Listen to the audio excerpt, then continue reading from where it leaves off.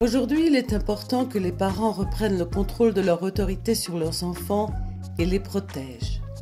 The Translation Bridge vous présente cette interview traduite en français et en anglais et profite de l'occasion pour rendre hommage à ces deux femmes qui, grâce à leur travail de recherche et d'analyse exemplaire, chacune en leur temps et lieu, nous permettent de remonter à la source de la folie qui s'empare du monde contemporain. Leur travail respectif se complète merveilleusement bien pour nous éclairer et il restera inscrit dans l'histoire. Sachant que ces deux femmes, comme tous ceux qui ciblent le cœur d'un problème ou exposent la vérité grâce à un travail de fond considérable, ont essuyé également de nombreuses calomnies, mais ont aussi été carrément ignorées par les grands médias, par certains professionnels de la santé ou encore des lanceurs d'alerte sur la pédophilie très médiatisée. Ceci devrait nous interroger sérieusement sur leur réelle motivation à l'égard de la protection des enfants. Utilisons notre discernement et écoutons ceux qui ont fait l'analyse des textes officiels et des faits historiques.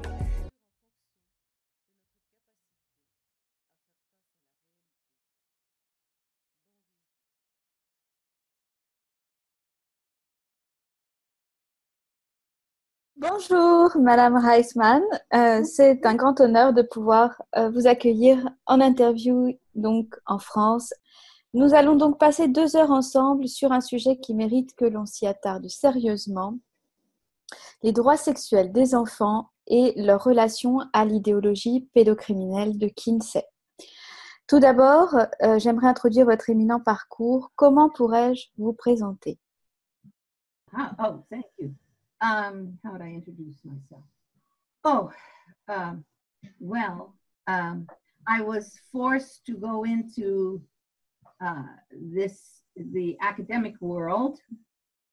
I had been working in the artistic world, in television, in songwriting for my early years. But in fact, I was forced to enter the academic world because of my own experiences with my daughter, who had been raped as a small child, a 10-year-old child. And I entered the academic world because I felt I had to understand what had happened, why this had happened, the dynamics that had brought this about. So that was the rest of my life. Oh yeah, and I wrote a lot of books about it, and worked for the Department of Justice, did a major research for the United States Department of Justice, juvenile justice and delinquency prevention. And here I am, still. Oui, vous avez écrit plusieurs ouvrages, dont Kinsey, Sex and Fraud, The Indoctrination of a People, Soft Porn, Plays Hardball, aussi Kinsey, Crimes and Consequences, et Kinsey's Attic, is Sexual Sabotage. Avant d'entrer dans le vif du sujet, je voudrais rappeler pour nos auditeurs que sont les droits sexuels. Les droits sexuels, ce sont des droits promus par l'OMS selon lesquels les enfants seraient des êtres sexualisés, dotés de consentement sexuel, responsables, autonomes, avec des capacités évolutives, leur permettant de prendre des décisions sur leur sexualité. Ils seraient des êtres à éduquer sexuellement dès la naissance et même des citoyens sexuels. Ce sont des citations. J'ai pour ma part, dans mon livre « L'imposture des droits sexuels » ou « La loi du pédophile au service du totalitarisme mondial », étudié à la virgule près 2 textes internationaux en particulier, la Déclaration des droits sexuels de l'IPPF, le Planning familial international, et les standards pour l'éducation sexuelle en Europe de l'OMS, qui nous disent comment les enfants doivent être éduqués sexuellement dès la naissance, avec un programme, des modules d'évaluation, etc. Le site de journalisme d'investigation Don Debamos, http:// www.dondevamos.canalblog.com en France, luttant contre la pédocriminalité, a fait plusieurs alertes au sujet de ces droits sexuels et de cette éducation sexuelle, dont aucun média officiel ne relaie le caractère a minima problématique.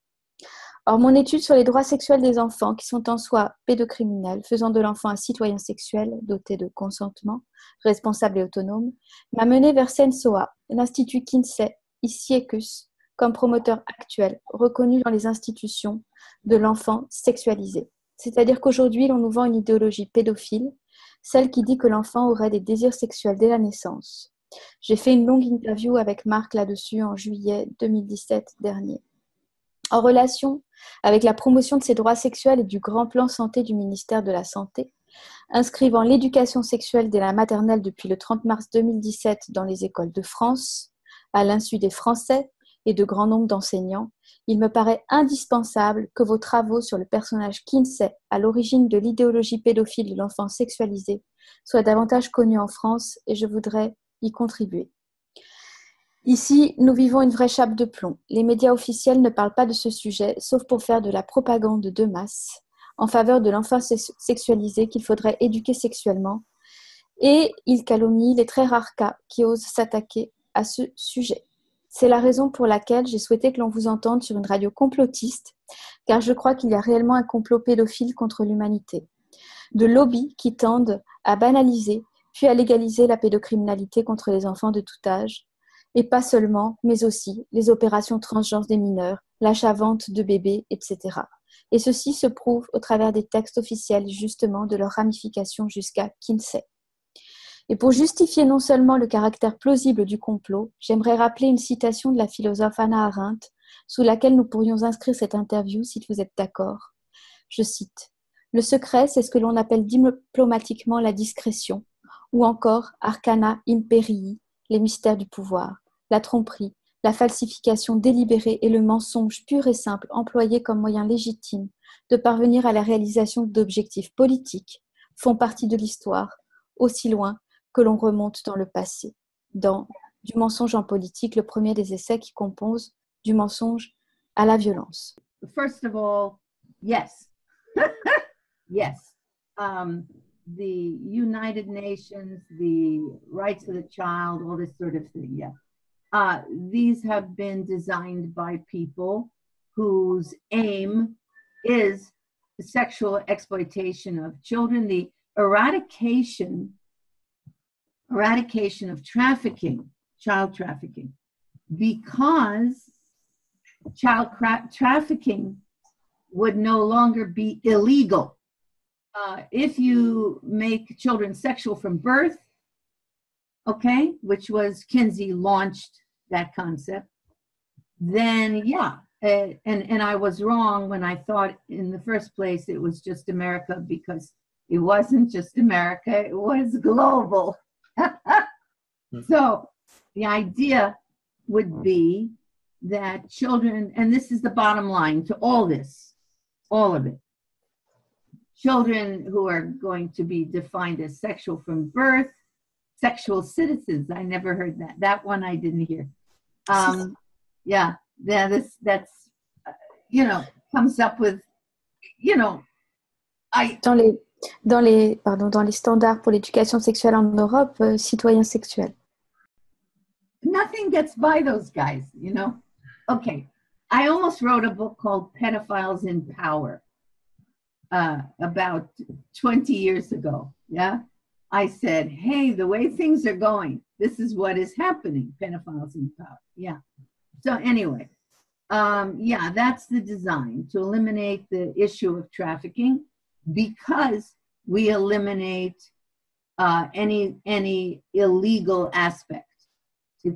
Everything would be legal for the children, for people to rape them, because they are sexual, they allegedly, yeah, and they are taught this in school by people who believe it, because the teachers are being taught that. And when a mother and a father, or maybe it's just a mother these days, or I don't know, go to court, they would be adjudicated by judges who have also been trained this way. Yeah. So it becomes international. The judges are have the same belief system and perhaps the same activity. Yeah, very often. Yeah, we know we have many judges. Yeah, and so this is there's no question but that the removal of parental rights, the removal of religious boundaries, what is designed by those power people at the top to seduce, not just seduce, just to recruit, to control, to take the children. This is the biggest Pied Piper activity. I don't know if you have Pied Piper in France or in South America, the story of the Pied Piper. But in America, the Pied Piper who leads the children off the cliff and who are killed. But the killing is the least of it because they're tortured first. Okay. Yeah. Sexual desires from birth. First of all, it's all concocted, of course, by pedophiles. So there's no question. And pederasts, and pedophiles, there's a difference a little bit, but okay. As far as from birth, I had a case against the Kinsey Institute, and we, you know, a legal case, and we had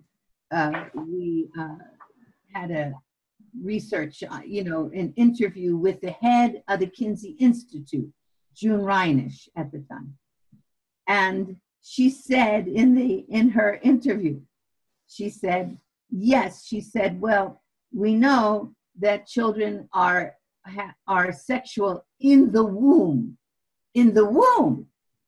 not from birth. You don't have to wait until they actually get out of the womb. In the womb, we know that they are sexual and they have sexual feelings. And I said, where do we know that the child is sexual in the womb? And she said, well, as a matter of fact, it was on the Donahue show too. She said, because we've seen that the boy has an erection. So, of course, that is ridiculous. I mean, you know, I said, well, the erection is this big, then, and this was how many? This was 15, 20 years ago, when you couldn't even vaguely see, you know, the intrauterine devices. You couldn't really see that much, right?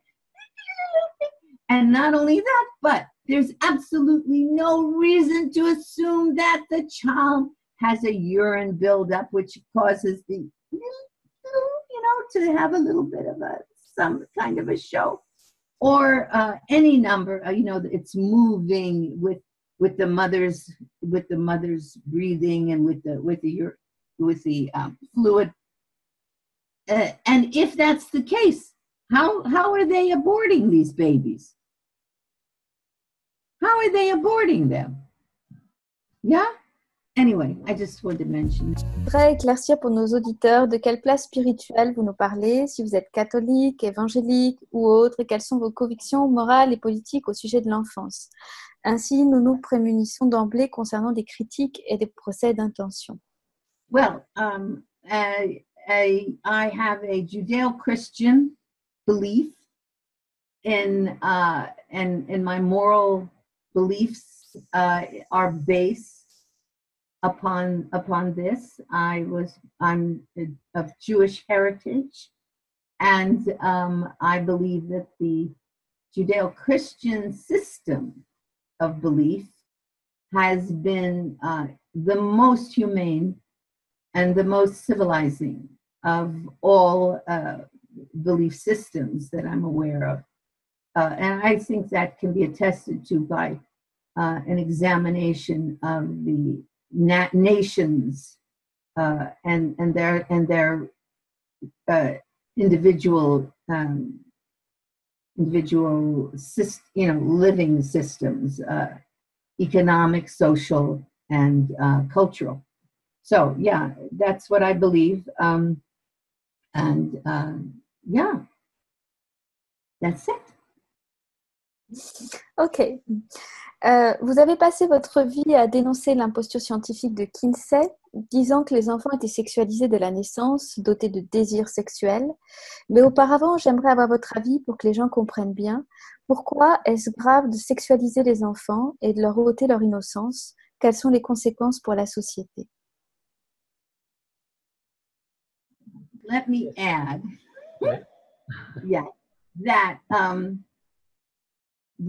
the attack on Judeo-Christian believers, yeah, is one that is now has grown all across the globe.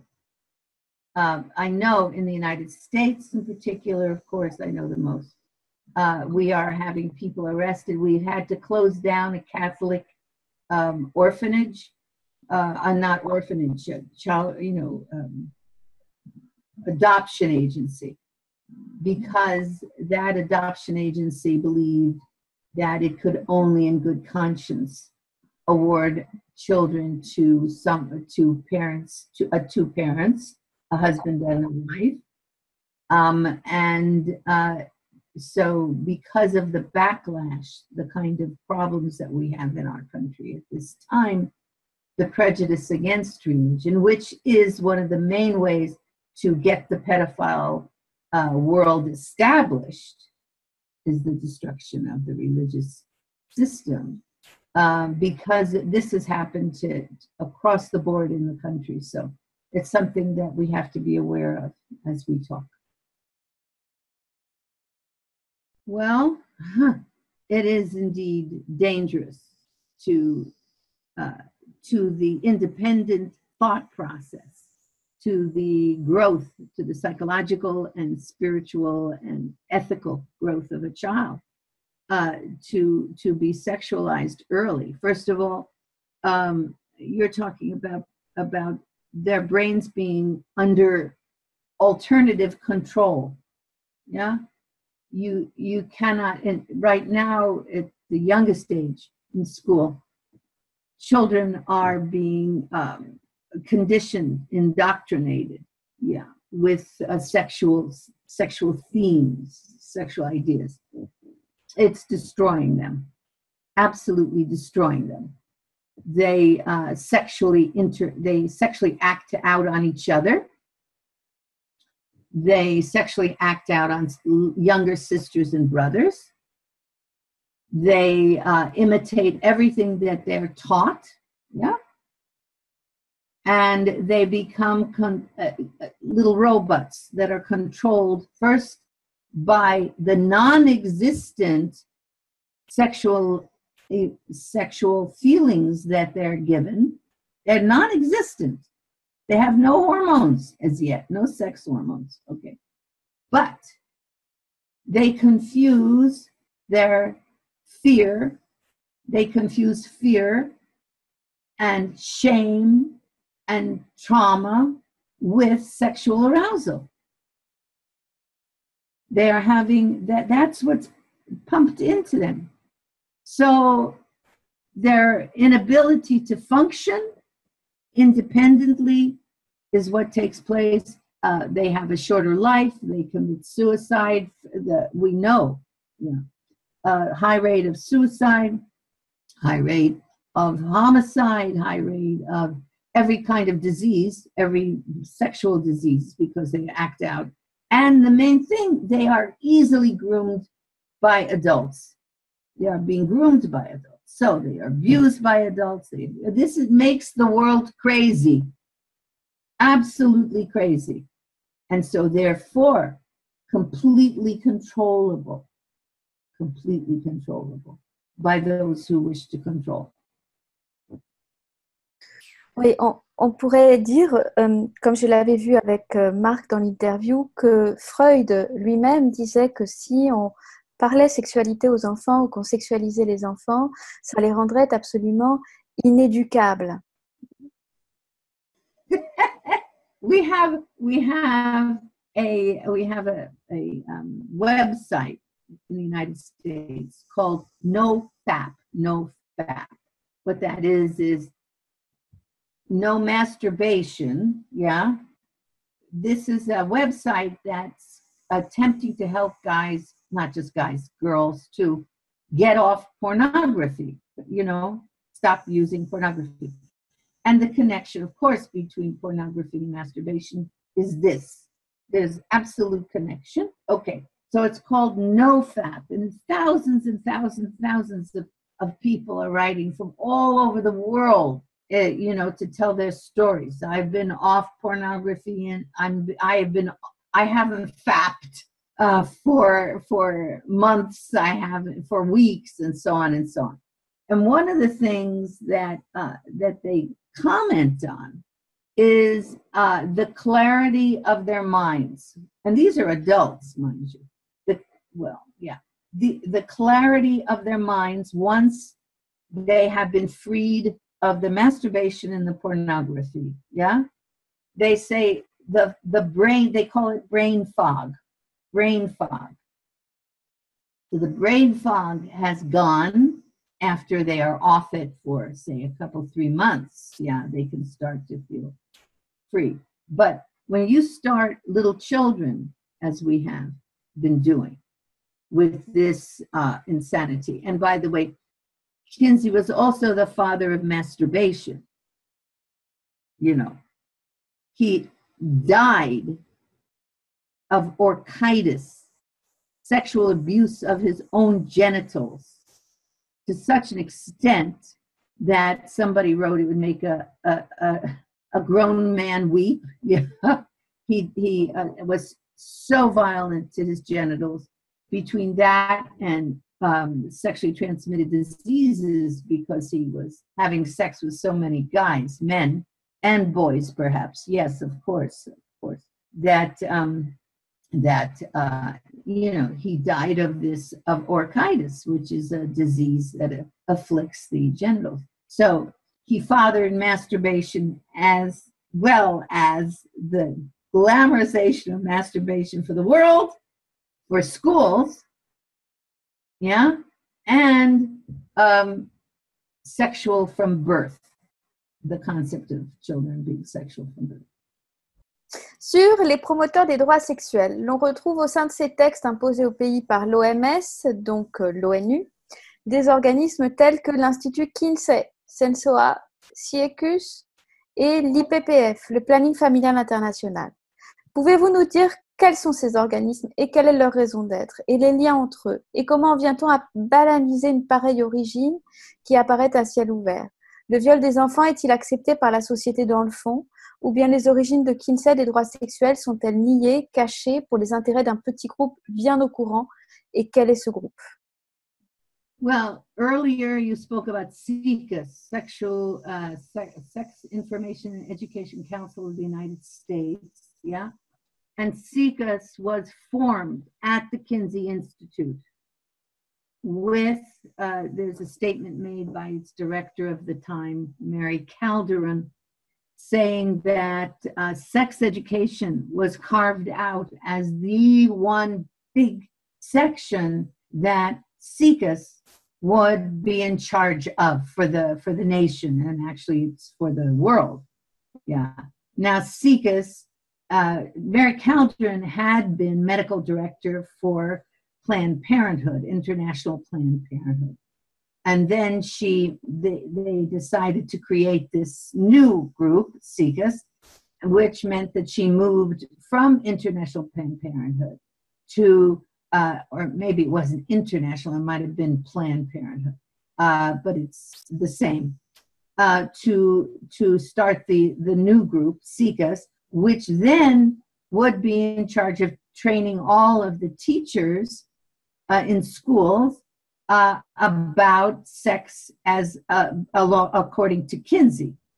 Now, when you have to understand, when you're training all of the teachers in school, and this would be in 1964, I think it was, when you're teaching all of the teachers in school, that means grooming them, grooming children and teachers for the next generation and the generation after that.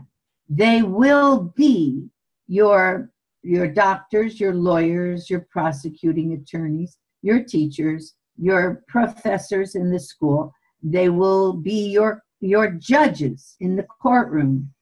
Those people will be groomed generation to generation so that each group will train the next generation. No, the American people did not know, they still don't know that children are supposed to be happily raped, yeah? But the group that is in charge of this has created they have a special training. Kinsey Institute has a special slot where they are consultants to the United Nations, and they now have their imprimatur, so they can go throughout the world and educate those poor people who don't understand yet. I'm being facetious, I'm being sarcastic, about children being sexual from birth. Remember, Kinsey defined an orgasm for these little children, for a 2-month-old, yeah, as an orgasm was, according to him, when the child screamed, when the child fainted, when the child had convulsions, when the baby collapsed,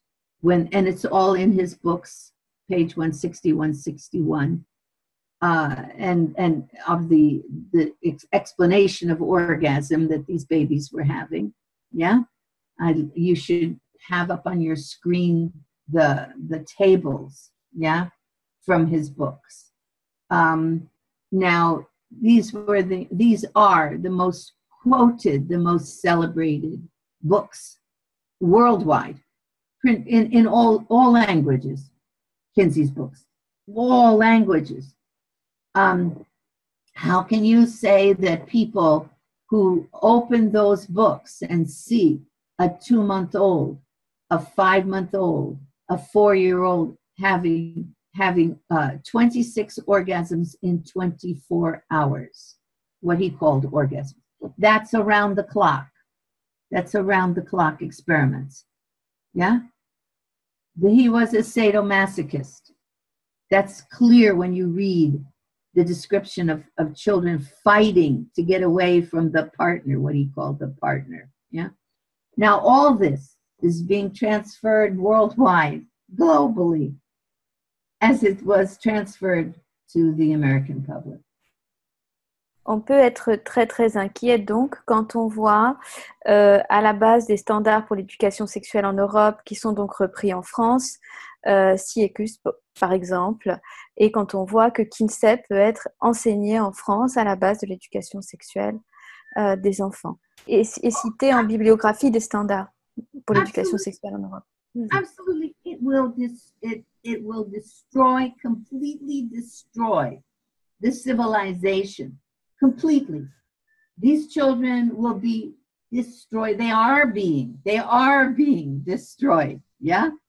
And the control of the nations will be with those who take delight in doing the most dastardly things to human beings. That is true. Right. Et on peut être donc très très très inquiet de voir que le planning familial, sous couvert de défendre les droits des femmes, soutient une telle idéologie de droits sexuels des enfants, qui sont dans leur texte.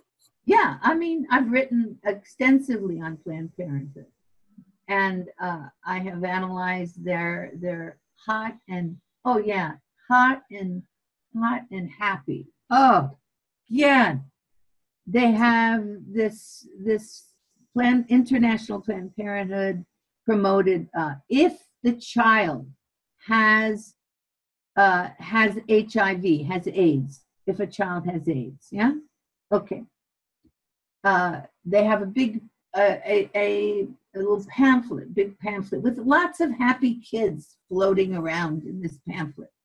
The child has AIDS. This is for a pamphlet telling people, if you have AIDS, it's okay. You can have sex with anybody. You don't need to tell them, unless you want to, about the fact that you have AIDS.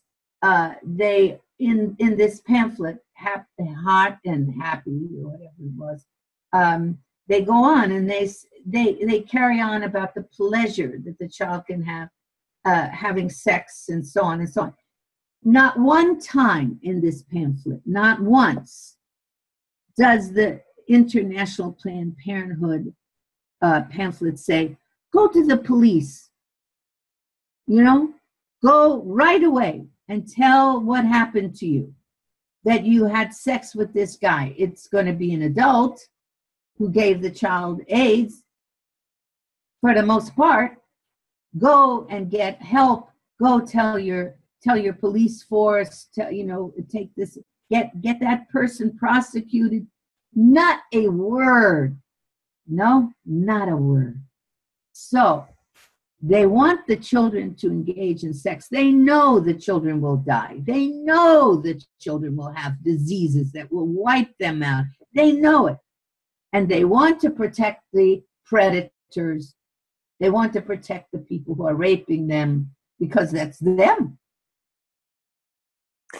Oui, je trouve que dans ces textes du planning familial, alors en France, le planning familial est très aimé, c'est très embêtant parce que dedans, on a des personnes très investies pour les droits humains, mais il y a une négation de l'enfant, c'est-à-dire qu'on apprend à l'enfant à dire non, comme si l'enfant était en capacité de dire non à un agresseur sexuel, par exemple. C'est délirant. Qu'en pensez-vous? Well, yeah, that's their plan. Look, I got involved in sex education when I was doing my PhD at the university, and my daughters were in 6th grade, I think, and they brought home a pamphlet from Planned Parenthood, yeah? And the pamphlet had drawings that were indicative of the gist of it. Naked women with huge Playboy breasts, you know, and little guy with no organ, just a little drawing of an organ. And the pamphlet said, amongst other things, have sex just with your friends, plural.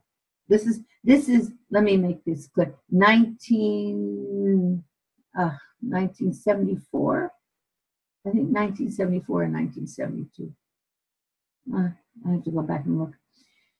Yeah, so have sex. It was called that you've changed the combination, and have sex just with your friends. And among other things, they say if she's too young to ask or to know for a one-nighter, ask, you know, if she's had too much to drink, ask. And, you know, if she says yes, it's fine. Now, mind you, this is for kids. So how young is the girl? Yeah, or the boy? I don't know. Well, they said she's. And then at the end of the pamphlet, it gets better. It says there are girls who have chosen prostitution, or, you know, there are girls who have freely chosen to go into that business, as if that was true. That's a bloody lie. But anyway, you don't choose to go into prostitution. And then they said, now, if you want a virgin to marry, there are girls who have, and I'm quoting, there are girls who have freely chosen that business too. Marriage is the price you'll pay, and you'll get the virgin very temporarily. End quote. Planned Parenthood. Education for your children in 1970s. Yeah. You go and read my books because I have the exact layout and how it went chronologically. In 1968, it started in various places, but in our country, really, most importantly, it started Planned Parenthood and their groups began in 1958, yeah, with pilot classes, pilot study in the Black community, right? And they were showing little kids, the youngest children, barnyard copulation and films. And the parents, the Black parents of the children, complained, protested, they had signs, everything. They were not paid attention to. So after managing in 1958 to control the Black community this way, the children, then they moved out into the rest of society. Planned Parenthood. And I always say, please do sue me.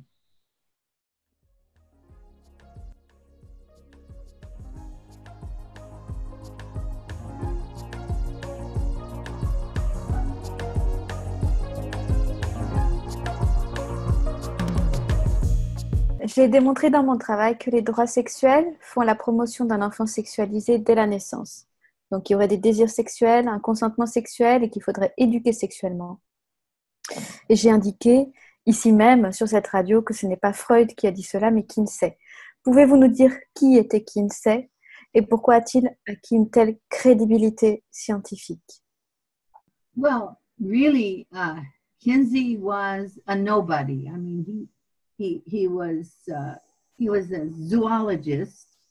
He specialized in getting little gall wasps from trees, and he would measure them, and then he would pin them to little boxes and so forth. That's what he did for a living, so to speak.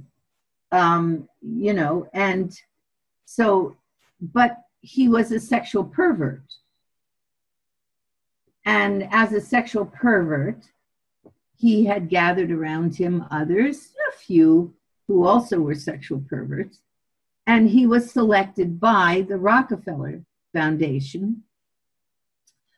The Rockefellers being involved in all kinds of issues like this. Rockefeller, by the way, having been the most hated man in the United States when he was in about the 1920s, had to do something to get himself resurrected, and so he started to contribute a lot of money to art and so on. And they also found Kinsey. They found Kinsey. I don't know how they found Kinsey or how he found them, but the two of them, the foundation and Kinsey, got together, and they at the Indiana University funded this insect measurer, the largest study on human sexuality ever conducted in the history of human evolution or human development. He was given money by the Indiana University, which was also being run by a highly questionable guy as president, and then he began his massive research, but he covered it up. He said that he was just going to be doing research on marriage, and then it turned out that he was working with a group. He said, we have a group, we're going to do it together. But he got rid of everybody in the group until finally he was the only person around, and he could conduct this research, quote unquote, without any interference, because he was being supported by a president who shared his proclivities, I would say, and by a media that was under the control of similar people. He only allowed people who would answer the questions he gave them to be part of this, in the media, to report on his research. So his research and his publication of the research were produced under carefully controlled circumstances, so that the American public received only these glowing reports about what? That they were all hypocrites that the public were all hypocrites after World War II, which we essentially in the United States won for the world. Thank you very much. That after all that sacrifice, our people, our guys, and some of our women in the service came home, and they wanted to start a life. They didn't pay attention to this ridiculous stuff they were reading. The war ended in 45. In 46, 47, people were coming home. He produced his first book in 48. That's not enough time for anybody to take it in and to critique it, much less, a nation of men and women who were traumatized by the war. So it fit into this wonderful funnel. The publicity went out to the world. Your mother and your father were having sex with everybody. They were just having a great time. They simply wouldn't tell you. So, after a short, it took a little while, from 48, his information was put through, it was planned to be put through to the legal system in 1955. In 1953, his book on females came out. So that's 48, his male book, 53, his female book. 1955, the American Law Institute Model Penal Code, came out with all the new laws for the nation, in which they would believe everything that hair Dr. Kinsey pronounced. And that's how everything started to fall apart, because all the law professors were funneling these lies into the law journals, and that became what the people believed. It's interesting because President Reagan made a comment when he was president in 1981, and he said, it's hard to realize, he said, but it's true. He said, for the past 30 years, that is since the 50s, he says the law has been favoring criminals and paying no attention to victims. Well, it wasn't hard to understand if you realize what was going on at the time. Excellent. And Kinsey was the father of the 10 to 37% are homosexual. He said, so homosexuality is normal. And you have to understand one more thing, that when he was doing his so-called research, and he did 86% of the people he interviewed were not in the service, were not in the army, were not anywhere. It had nothing to do with World War II. Well, the only people that did not enter the war, that were not serving, at all in any aspect of the war, because you couldn't talk to anybody when you were in the service, would be criminals, homosexuals who are not allowed into the army, into the military, children, and so on and so on. So he had every pervert in the world, and I have it all documented in my book.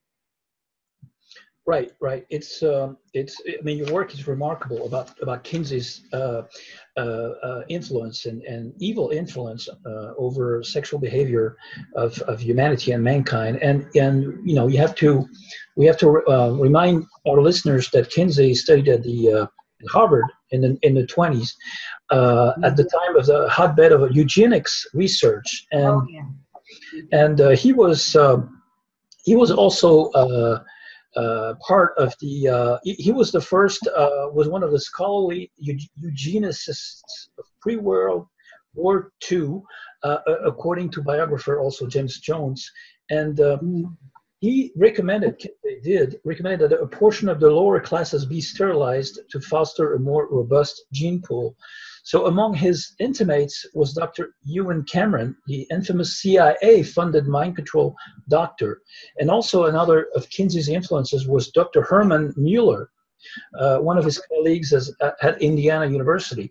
Mueller, who began being received by Rockefeller funding from the National Research Council in 1925, received a Guggenheim grant in 1932 to pursue his work in the genetics department of the Rockefeller-funded Kaiser Wilhelm Brain Research Institute in Berlin. So you see, so you're reading my books. Yes, exactly. That's part of your book. Exactly. There's at least 7 of you, anyway. Yes, exactly. That's part of the book. And you also mentioned he was influenced by Aleister Crowley, the great beast. Yeah. Right. Yeah. That's very important because it's who had been kicked out of Ireland for murders of little babies and various other things. But, yeah, he was a nasty guy. Je vais simplifier un peu la question 4 sur la question des lobbies pédophiles et des procédés totalitaires. J'aimerais que Judith Reisman nous dise quel rôle en fait peut avoir l'idéologie Kinsey dans des procédés totalitaires visant à promouvoir cette idéologie de l'enfant sexualisé et à quoi ça sert. Voilà. Look, probably the best illustration of the insane, absolute insanity, you know, of our societies, I make this plural, is this idea that boys can be girls, girls can be boys, you know, that you know, you can change your birth report, that you decided you're not a boy, you're a girl, and so on and so on. And that males can enter private areas, toilets, lockers, and so on, where a girl is, where women are, if they have put on a wig and they put on plastic bosoms, they can just go right on in, you know, which I've written about. Yes, of course, there have been rapes like crazy. I mean, certainly they've been abusing, you know, but some parents actually even send their children to these places to become girls and boys, you know, so they and so on. Well, that is that's insanity in its real definition, insanity. There's, you know, your definition of health is the ability to grasp reality. Yeah? And there's absolutely no reality anymore here in such a group. But that's the most damaged kind of group. It has degrees of influence in the society. So your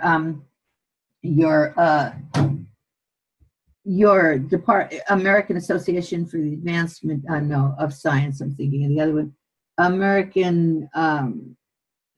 American Psychiatric Association. Yeah, the American Psychiatric Association lost all of its credibility in 1973, I think it was, when they determined that homosexuality is a perfectly healthy way of life. Well, we knew at that time, historically, cross-culturally, historically, you know, every body of information said people essentially engage in homosexual activity from the time because they have been sexually abused. Boys, yeah, sexual abuse will lead to homosexuality. Well, all of that background, all of that history, cross-cultural history, and so on, was out the window because there was a decision by the American Psychiatric Association under tremendous pressure from the gay lesbian groups. Well, at the time it was, yeah, gay lesbian. Now it's gay, lesbian, bisexual, transgender, undecided. I forgot the rest of them, and it goes on and on. So there is complete abandonment of reality. Complete. If you, there's a young man, Ben Shapiro, who's become a big hero here in the United States for the conservative movement, and he was interviewing or giving a speech at one of the universities, and one of the young women in the audience, who really still thinks she's a young woman, said, you know, but gender determines your sexual, you know, your sexuality. So Ben said, well, he said, how old are you? You know, so she said, I'm 22. And he said, why aren't you 60? At which point she's, why aren't you 60? Why can't you be, if you're going to change, think that you can change what is biologically, every ounce of you is a female, biological female. Why can't you just decide you're going to be 60 years old instead of 22 and get some of the advantages of the old age, yeah? So that's the insanity to which our young people are exposed in college. These people will run your courts, your international courts. They will be running your police force. They will and they are at this point, and absolutely are part of your psychological. You know, your psychologists, your psychiatrists, your social workers, your lawyers have to sign paperwork that say that they will not discriminate because they will believe that homosexuality, all of these various sexualities are perfectly normal. So once you've signed on the dotted line as a professional, yeah, you commit yourself to that way of thinking, and it does not allow you to deal with reality. Right. That answer. So it's all based upon it's a trauma-based mind control society, basically. Yes. Yeah. You're talking about cortisol flowing through the body. You know, you're talking about a child being conditioned with, when I said they confuse, they have fear, they have shame, they have trauma, and they think that is sexual because it goes from the eyes to the back of the skull, down the central nervous system, down the spinal cord, into the genitals. Fear, fear, fear, and everyone around them says that's sex. Oh, I guess that's what it is. I don't know what sex is, but that must be what it is. So the rest of their lives, they fall into that very confused path. Je dis qu'il y a pire que le changement de loi, c'est le changement de mentalité, c'est-à-dire la banalisation de la levée du tabou symbolique et réel de l'inceste, qui consiste précisément à protéger l'innocence de l'enfant. On voit bien de plus en plus en France se produire une infiltration idéologique poussée par le pouvoir, notamment avec des émissions de télévision, des séries adressées aux enfants, des supports pédagogiques en classe, etc. Que pensez-vous de tout cela? Yes, of course. Excuse me. But you cannot move a society without moving the law first.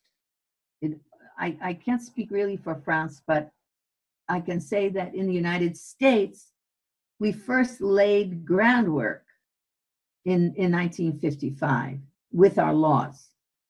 The softening of the laws, then that allowed those predators who are part of the evil establishment, yeah, to build on that.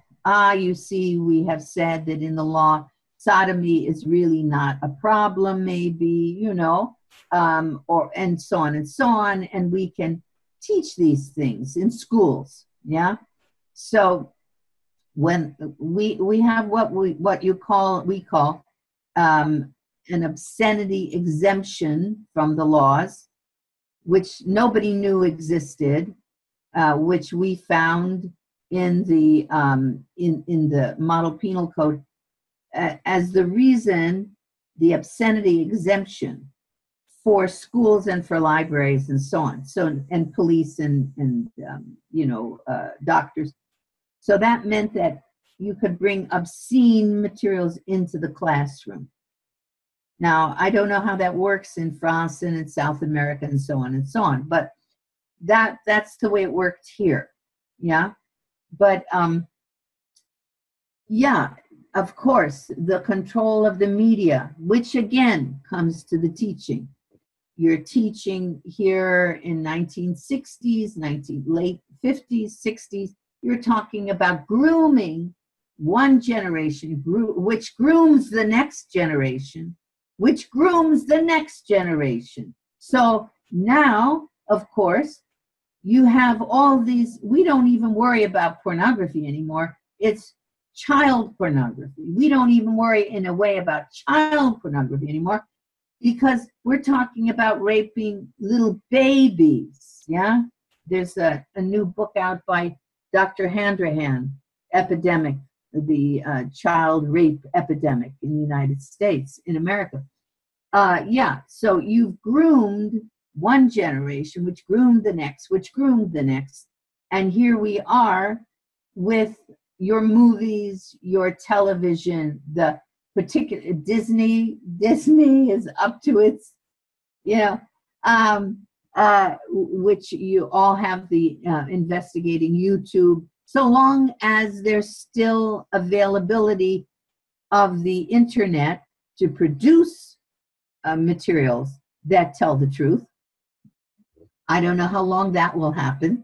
Yeah, that may be shut down because and in the United States we had one television news channel that pretty much told a lot of the truth, which has now been bought by Disney. So how long that will be in existence is questionable. So yeah, the ideas that were broadcast in the films of the 50s, in the films of the 40s, even in the films of the 60s, American films, were very wholesome. There was nothing there that you wouldn't go with your child to the theater. Yeah, they shifted. And one of the big shifts was Pretty Baby with Brooke Shields.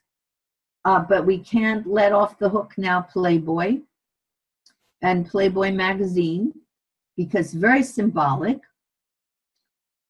Hugh Hefner, the publisher of Playboy magazine, was a virgin, like most guys were, when he was 22. He was a virgin in college. And he read Kinsey, as part of his college, work.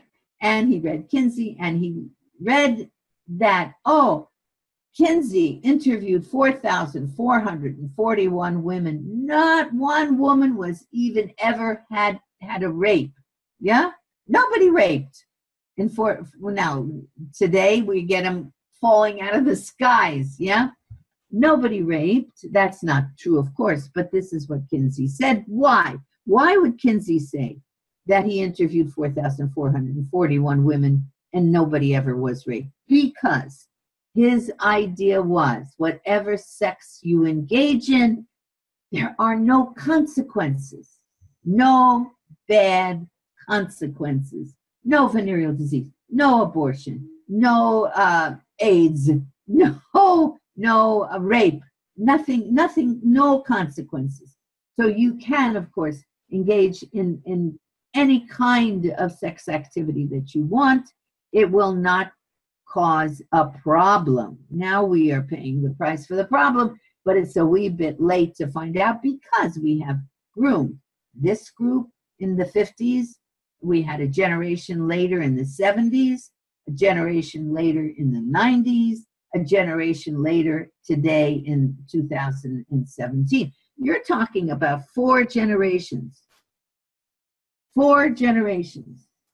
of psychiatrists, psychologists, anthropologists, sociologists, and they are dropping like flies in terms of their arrests for child pornography. for child rape. They are dropping like flies. They are being arrested all over the country. We had, what, I think 5,000 or so arrests, you know, in the past couple of months, or months in the last years. Yes, child rape in occult secret societies here in France has been rampant anyway, and France pretty much follows the American model. I mean, we're part of the empire, so it's exactly the same way it works here. What I have a question before we go to we're going to switch directly to the mind control part with Disney and so forth, because you mentioned Disney, so it's very interesting.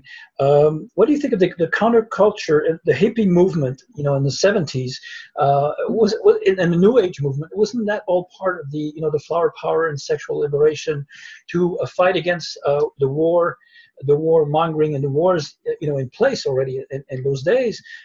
Wasn't that CIA sponsored and triggered and you know, with all the drugs experiments with the LSD and so forth? Wasn't that all part of the CIA think tank, in fact? There's a lot of information that supports the fact that the CIA was involved. A lot of information. But again, the 60s, we're talking about the first generation, actual generation that believed the lies of Kinsey. So you can't get to the one without stepping, you know, from the other. And I would have to even say that CIA agents, remember, would have been trained the same way. They would have been trained at the universities. They would have been trained to believe that garbage. And believing that would allow them to accept a lot of other things as well, about their own capacity for being super capable, super everything. And by the way, you were right about the eugenics part of Kinsey. I think the eugenics part is something that if I had been able to do the research, I would have explored the eugenics aspect of that much more. But I was cut, you know, my research was cut. So not my research, but anyway, it's a long story. The eugenics back then are leading today, or in the months or years to come, to the artificial intelligence-based eugenics. That's what they're going to offer and propose to parents. You know, select the genes for your child, and we'll do it for you. You know, we'll pick the one. Kinsey was in that too, because they had what did they call it? Well, anyway, they had this. You could find, you know, PhDs would give their sperm banks. Yeah. So the intellectual sperm banks followed I don't remember who it was. I wrote about it, but I remember now. One of his followers, it was Mueller, I think, wasn't it? I don't remember. Yes, I think it was. Started the first genius sperm bank. Yeah.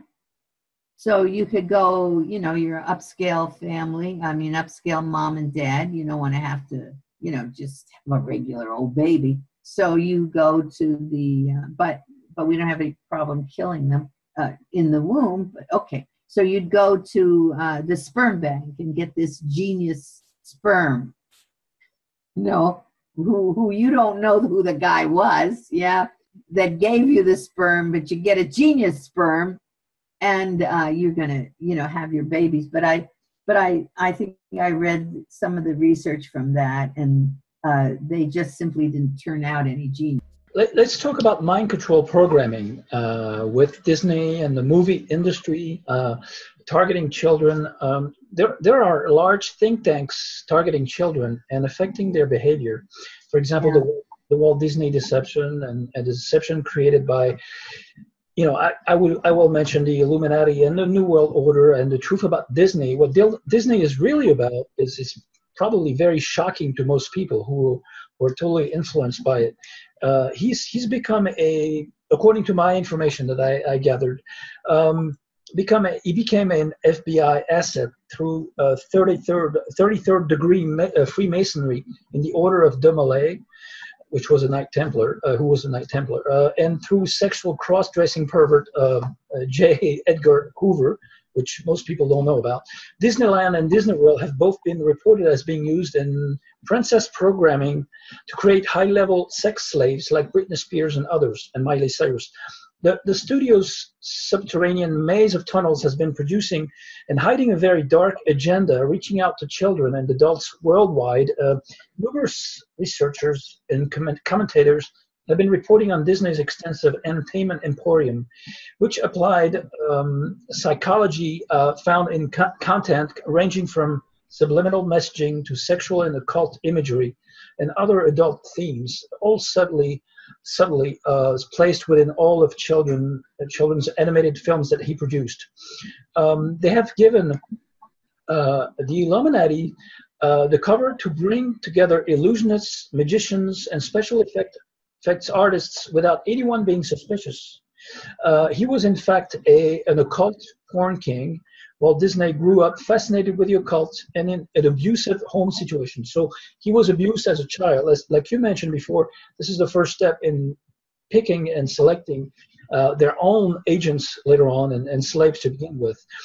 He was fascinated with cartoons, nature, and children. He had an intuitive sense for quality cartoons, nature, and children. He had that would appeal. He had an intuitive sense for quality cartoons that would appeal to children. And at some point, the syndicate, which means the mafia, got him in debt to them. And at that point, he was their man, and he owed them a debt that they held over him. In secret, Walt became a porn king. A victim remembers that he was sadistic and enjoyed snuff porn films. His interest in children was far from being altruistic. Behind all those cartoons, magazines, movies, that hidden agenda to control our children's minds, Disney productions over the years are filled with Masonic symbols, mind control, and indoctrination. He's been preparing our younger generations for the New World Order, as well as introduce them to sorcery, black magic. Let's not forget, he cooperated also with former Nazi scientist Wernher von Braun and NASA in creating our official space program Illusions. My question to you, Judith, is Disney is a culture factory, but what is exactly that it is producing and why? And can you tell us about how Disney is cultivating our children's imaginations and to what extent, along with the rest of social engineering for children, through the media and the movie industry? It's all linked together in one question.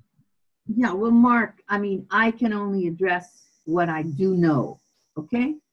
I'm just hearing about the connection with Wernher von Braun and the CIA and all this sort of thing.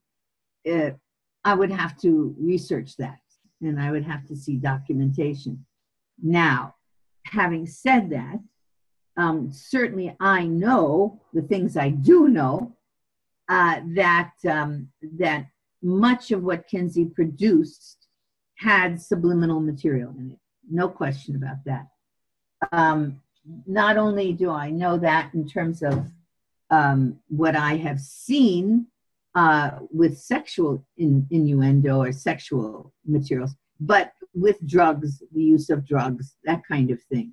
Yeah, I've seen it and I have analyzed it, and yes, those things have been present, no question about that. Now, the Disney's role in mind control outside of the subliminal materials that he has used really brings you to this investigating YouTube channel, because that is very, very clearly involved in torturous mind control of the children. There's no question about that, and that Disney has allowed that to take place certainly involves them. The heroine from Frozen, which is the film Frozen, Ilsa, the use of the Batman, who is a hero, and Elsa's a heroine. Yeah, these are important things. And Spider-Man, a hero. These, and the Joker, the bad guy. Yeah, the bad guy. Now, the use of these images in nonverbal, acting with no language means they could use it all over the world. Yeah. The kinds of things on that material, in that material, absolutely qualify as attempts at mind control, pedophile directed. Yeah, absolutely pedophile directed. And I would say that in a court of law anywhere. We know that there's been mind control. There were senatorial investigations established. I remember, I think it was when Eisenhower or Truman, I don't remember which one, came to power, and they stopped the major mind control activities that were taking place, where they were giving the guys LSD and so on and so on and so on. Or they allegedly stopped it. Anyway, so we know that was going on, CIA involvement. And we do know that these films on the internet now are so illegal, are so outrageously abusive of the child viewer, yeah?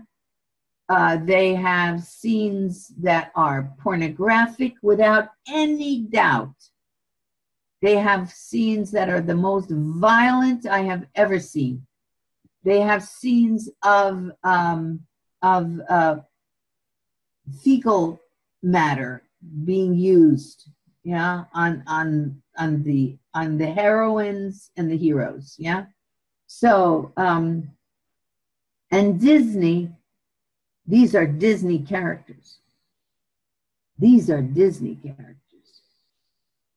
So yes, Disney is up to its ears in what is taking place, and in the control and the corruption of our children. Any child who watches this stuff, is going to be psychologically assaulted. No question about it. And now the latest that I've heard, because I went to investigating YouTube a couple of days ago, apparently some of their material was stopped by, you couldn't view it any longer, which happens on the internet. They stop various things that they say violate an ethics something or other. Well, that would leave me highly questioning, because their information is out there for people to learn what's being used. So I would think that there's some kind of collusion, control, absolutely, with the internet. Yeah.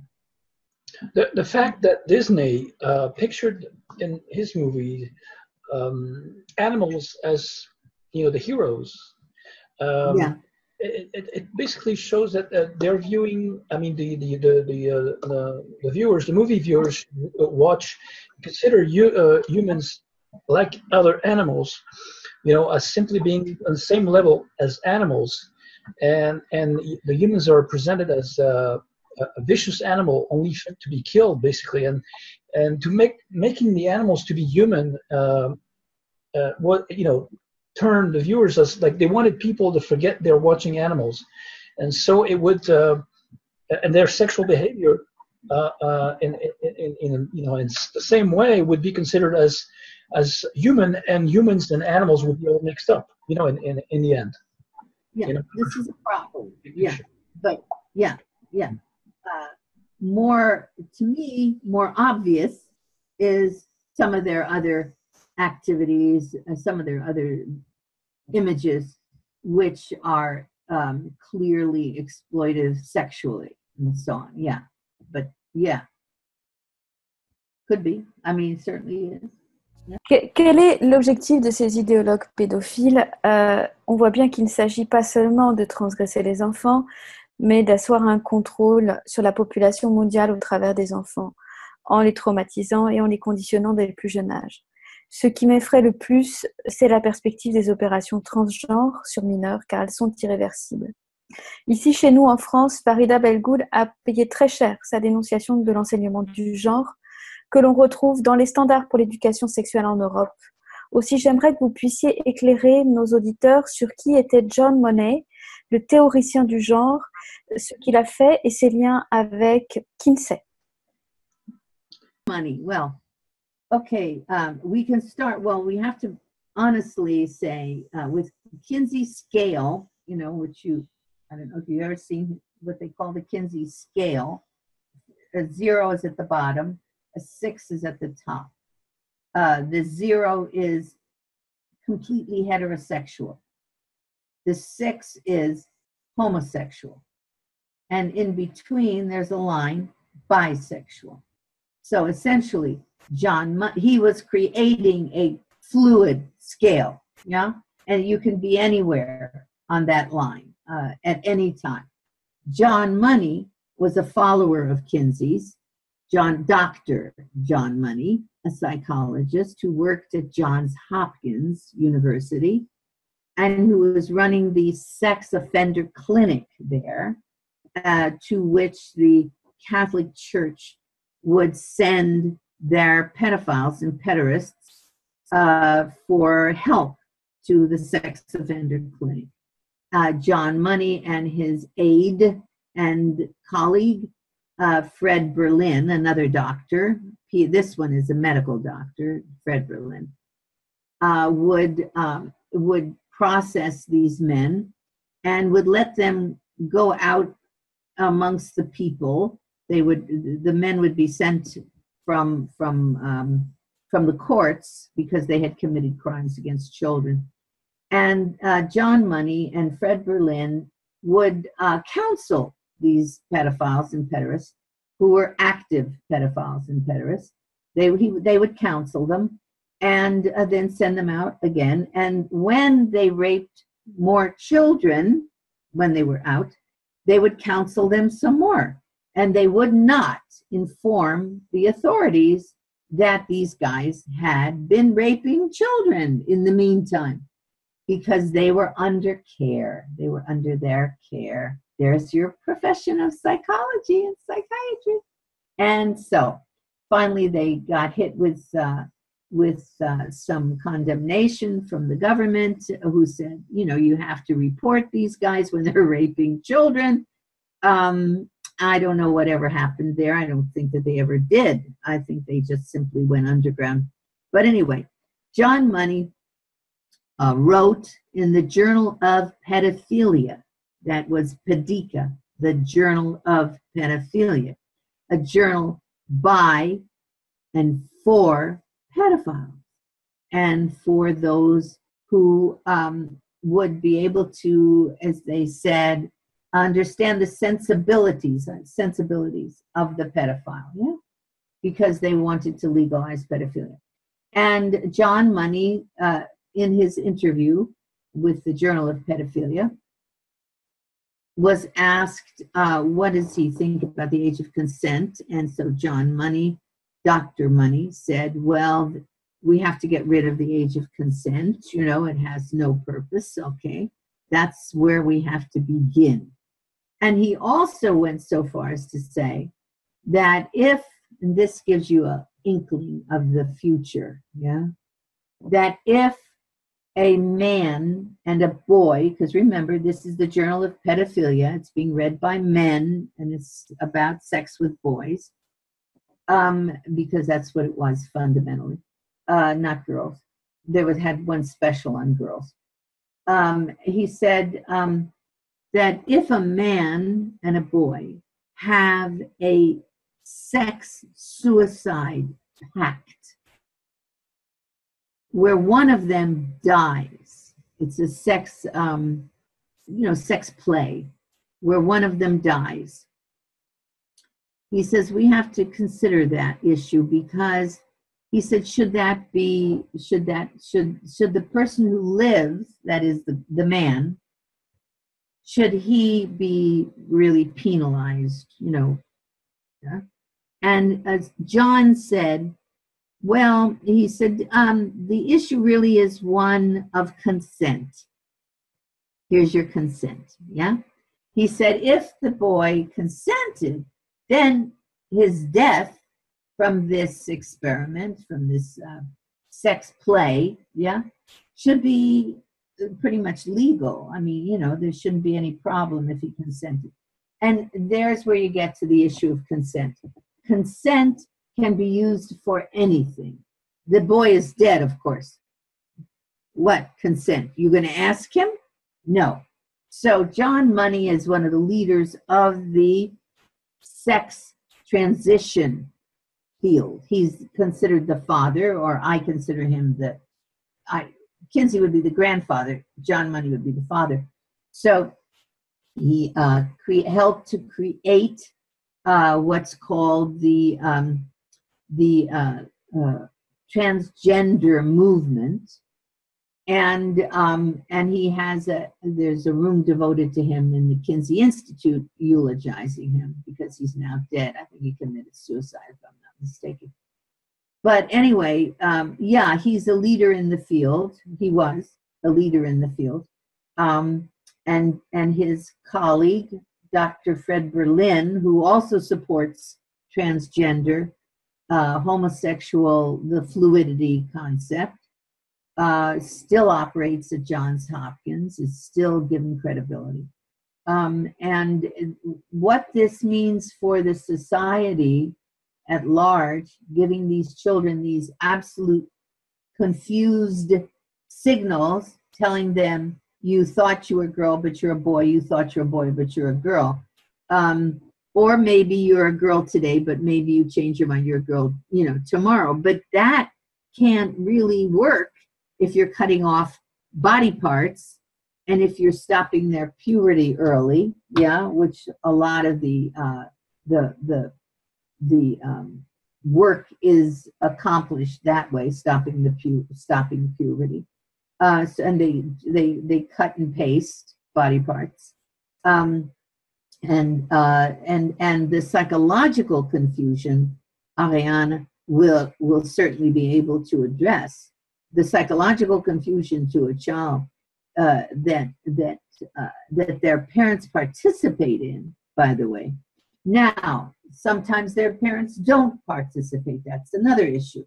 In the United States, we've had several cases where the teacher has convinced the children in the classroom. She says, oh, now Charles thinks he's a boy. Now he'll be back in a few minutes. He'll be a girl. You know, they come in and they come out. They're girls, they're boys, whatever. So there've been many cases, not many, but they've started. There have been quite a few. Too many is one too many. And where the parents don't know that their child has been given puberty blockers, been given chemicals to change their sex, what appears to be their sex. So where the parents do not know, and even where the parents do not know, and they object, if the school permits it, it's up for grabs. I don't know what the latest decisions that have reached the courts and so on, but it's coming to a school near you. Right. It's some kind of a horror story, but it's not only an American horror story, just like the TV series. It's worldwide, basically. So very old, just I think died a few months ago from this transgender surgery. It's There've been quite a few. Their suicide rate is, I think, 40%. Yeah, which is much higher. I think it is 4%. I don't know what the percentage is, but it's much lower amongst the general population. Their suicide rate, their psychological problems do not end with transgender surgery. We know that. And we're experimenting on them. You know, they're guinea pigs. Oh, God, they're guinea pigs. And you're getting Hollywood and sports celebrities doing it, like Bruce Jenner, and also the Wachowski brothers, who became sisters, both of them, the ones that directed the movie Matrix, well, the trilogy Matrix. Really? They both? I didn't know that. Yes. But yes. all I can say is, for instance, they, like Bruce, have the financial capability of going to the surgery to narrow their noses so they're more like girls, to lift their hairlines, to put the wigs or, fancy that, to create the bosoms, but they're keeping their parts down below, as far as I know. Jenner still has his.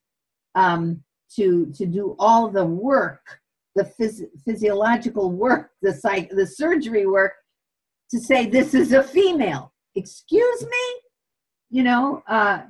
That doesn't change a man to a woman, and the emotional brain, the spiritual reality of womanhood belongs to woman, only to woman, not to imitations, not to people who wear cross-dress and wear wigs and stick things in their front and call themselves women. No. And take the rights of women that women have struggled so to gain, take their rights, win in running races, win in various Jenner, for crying out loud. He's a big hero, athletic hero. What, he would be up against girls in whatever it is? What does he do? Is he a runner or something? What is he? I don't know. Yeah, Edgar Hoover was only a cross-dresser, right? He didn't switch gender, So. I know it. I haven't studied about that enough, so I will leave that one to you. Yeah. Vous parlez de l'homosexualité, certains propos peuvent être choquants ou jugés rejetants envers les homosexuels pour les auditeurs. J'aimerais approfondir avec vous cela car il existe des homosexuels qui défendent les enfants. En particulier, je connais des homosexuelles femmes qui s'investissent beaucoup pour protéger les enfants. Chez mes patients, il y a beaucoup d'histoires d'abus sexuels infantiles chez des homosexuels. Par ailleurs, tous les homosexuels ne s'identifient pas à la LGBT et j'aimerais que vous puissiez approfondir avec nous ce que vous avez dit sur la promotion de l'homosexualité par le nazisme, sachant que dans le même temps, les nazis persécutaient les homosexuels. Il y a un paradoxe, comme toujours dans le système paranoïaque, totalitaire, qu'il faut rendre visible aux gens pour qu'ils comprennent les manipulations dans lesquelles ils sont pris. Merci pour vos éclaircissements. The issue of GLBTQRSTUVWXYZ. The homosexual movement is led today by a lobby, strong, demanding, impeccable lobby, impeccable really. There's a big difference between the lobby itself and individuals, who are lesbian or gay, homosexual, whatever. Now, it is based on my research, early sexual abuse is common within the homosexual movement. That's one of the reasons I got involved, was because my research was leading me to what is wrong. I was doing the research on Playboy, it's heterosexual pornography, and yet I was getting backlash from the lobby, the homosexual lobby, gay, lesbian, bisexual, and so on. So I started to do more research on that. And yes, indeed, where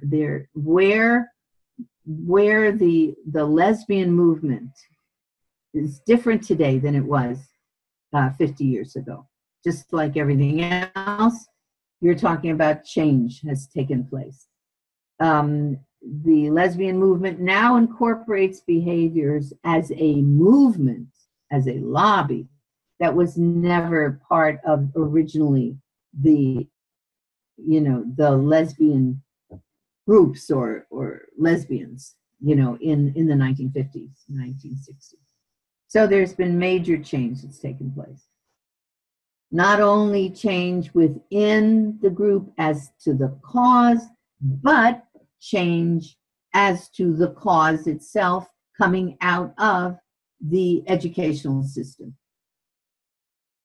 where there's tremendous encouragement for girls to try out sex with each other, much more than for boys, but recently it's boys as well. Girls will try to be attractive to boys because the guys like to think that the two girls are making out with each other. So girls do that kind of thing. Sometimes they get caught up in it. Sometimes they don't, and they get out of it, but they get out of it much more easily than boys get out of it. So this doesn't change the reality or the healthier lifestyle for people as a male and a female. It doesn't change that reality. I look forward to strong lesbian, groups coming out against the seduction of the children.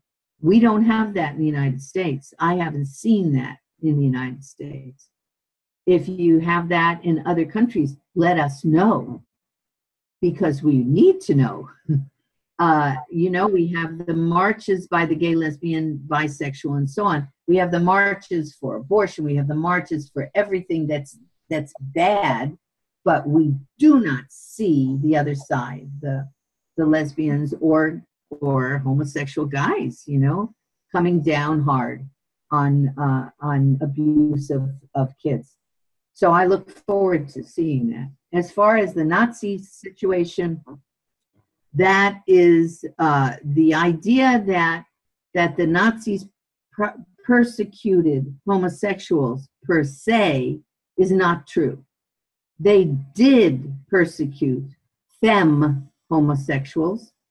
They didn't like that because it's superheroes, super males, macho guys. You had to really look like you were macho. So they never approved of guys who appeared to be femme.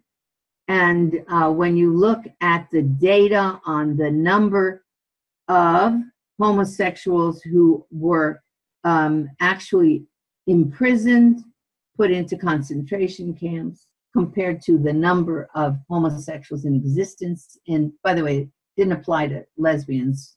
There's nothing about lesbians at the time. The number of homosexuals who were identifiably in their records, the number is minuscule.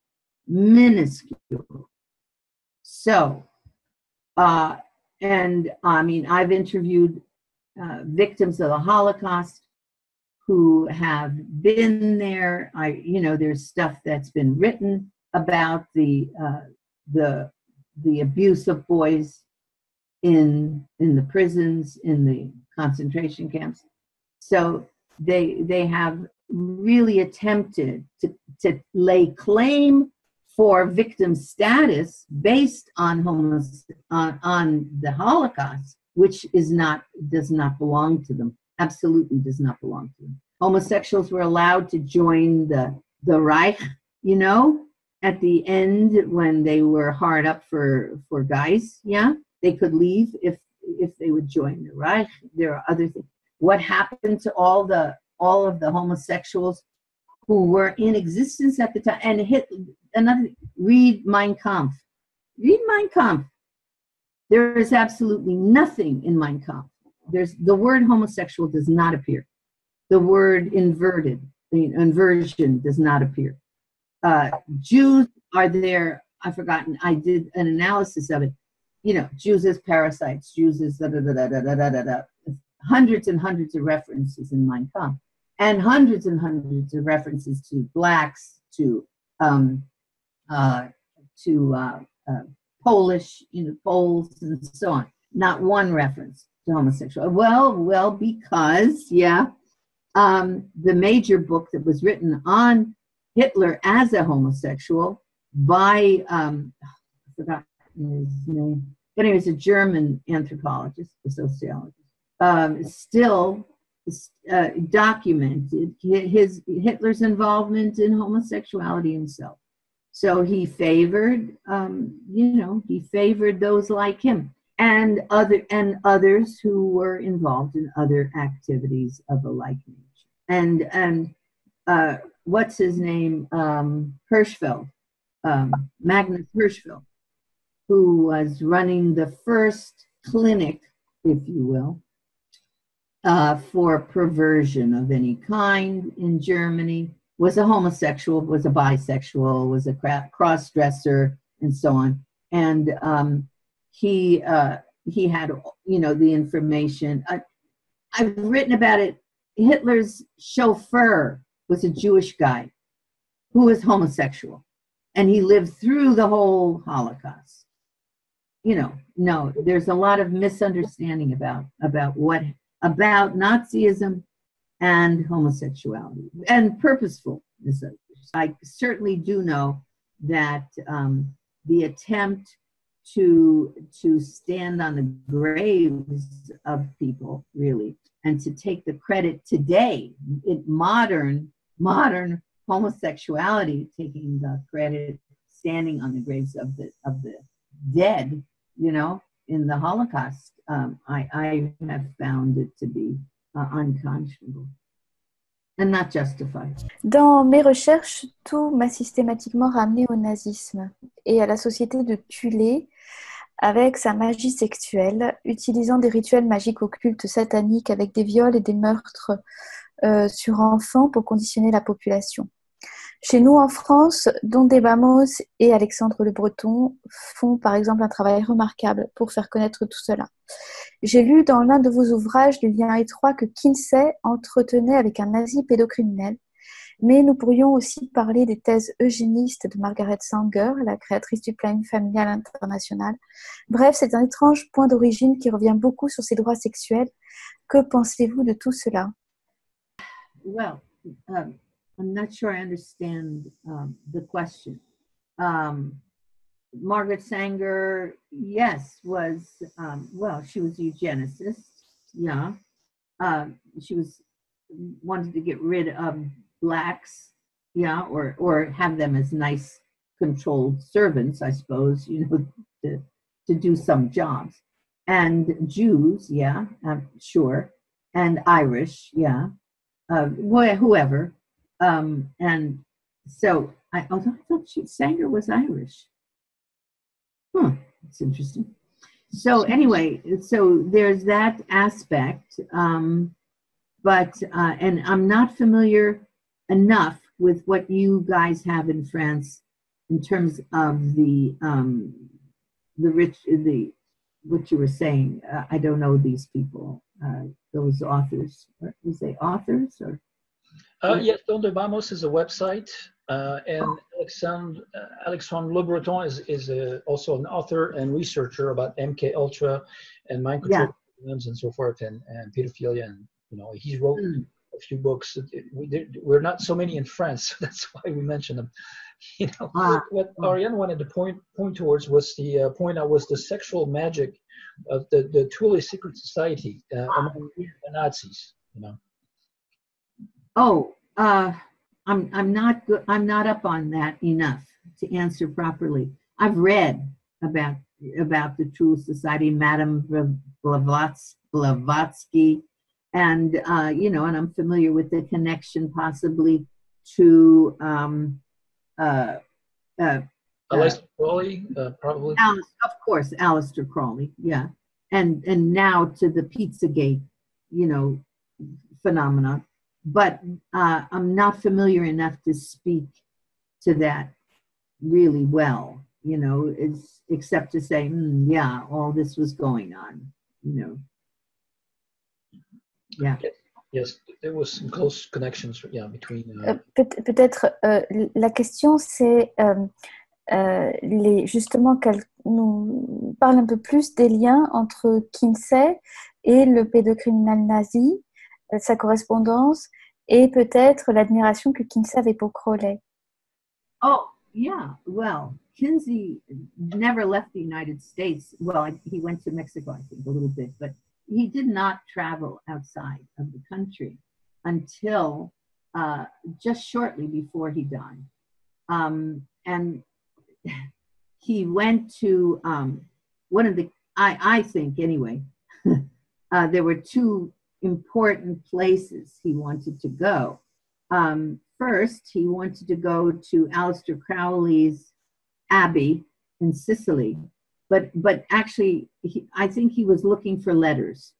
Yeah, I don't think Kinsey was interested in much unless it had some relevance to himself. So he was looking for letters, which was something that was common to him. He did that with his boyfriend, this young boy that he was enamored of, who died, and who he quickly rushed when he died to his offices to try to find letters that would implicate him in various ways. We don't know what ways, but anyway, you know, something was going on. Now he went to Italy. First, he went to England to see if he could get Aleister Crowley's letters in the museum, in the archives in England. But apparently, he couldn't get them in the archives. So then he went to Italy, to the abbey, to try and get his letters. I say to try to get letters, to see if there was any written correspondence. Now, I suspect there was written correspondence, because there was written correspondence between Kinsey and René Guyon, who is the French pedophile, who was a member of the court in, I think it was Thailand, yeah, or Philippines. And he was French. And he had been he had written a book, about sex with children and various other things, just generally have a good time, you know, sex. And actually,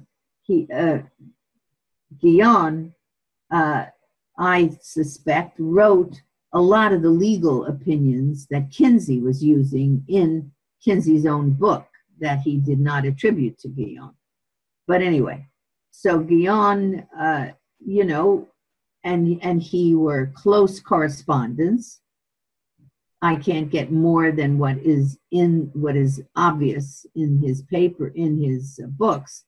I suspect there would be more in the archives at the Kinsey Institute, but I'm not let into the archives at the Kinsey Institute. And so I think also certainly he would have been corresponding with Crowley, and I'm sure that part of the issue was to try and get any letters that compromised him. And also he was corresponding with the famous Gestapo Nazi sex expert and pedophile collaborator, Dr. Fritz von Balusek. You've heard about that? Oh, yes, of course. Oh, listen, heard about it. Are you kidding? Yeah, yeah, that's it. So, yeah, basically it was very tied into the Nazi. Oh, yeah.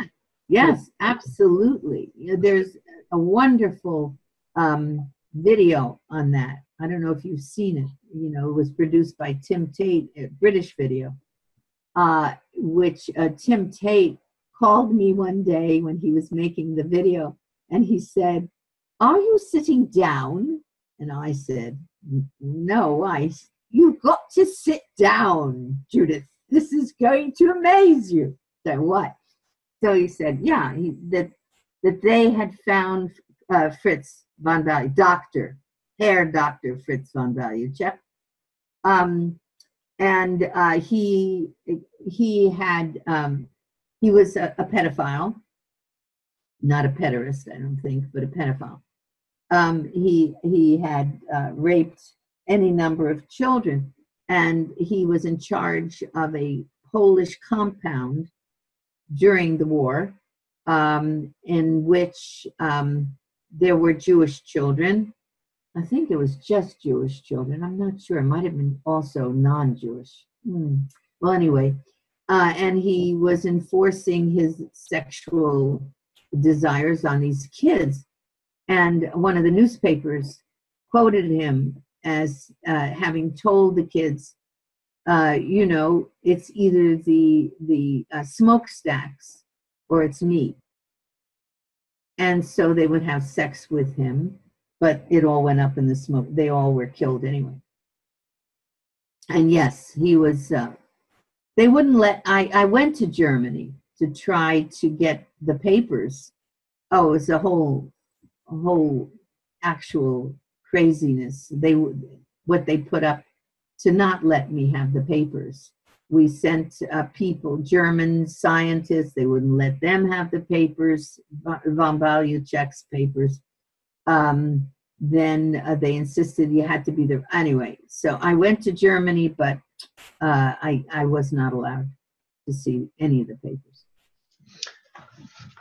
Thank you, Judith. I have a question before the final questions by Did that answer the question? Yes, totally. Yes, absolutely. My quick question was, if you can just talk briefly. I know you wrote extensively and spoke extensively about this. By the way, excuse me. Balyuchek was high up in the court system in Germany after the war. Yeah. They Sorry. Most of them are, actually, in the court system are totally infiltrated by these pedophile rings. Yes, my question was quickly about the porn industry and the connections with big pharma and the mafia and the prostitution. All this whole sex slavery and sex slave industry and mind control of parts of our brains. And the people's brains, the masses' brains that are consumers and affected by it is controlled with, by those predators, basically. So if you can just briefly summarize what the connections and ties are, and because it's pretty essential, I think.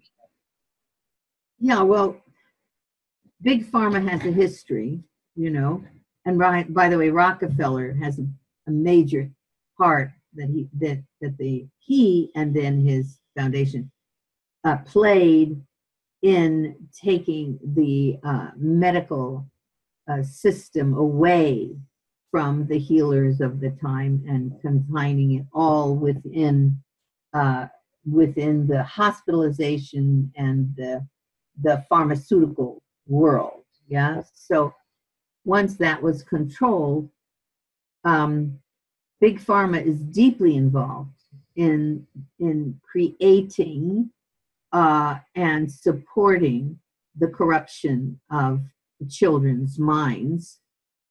Why? Because, first of all, the more that you can destroy the heterosexual male-female, family, the more you destroy the health and the resiliency of the children.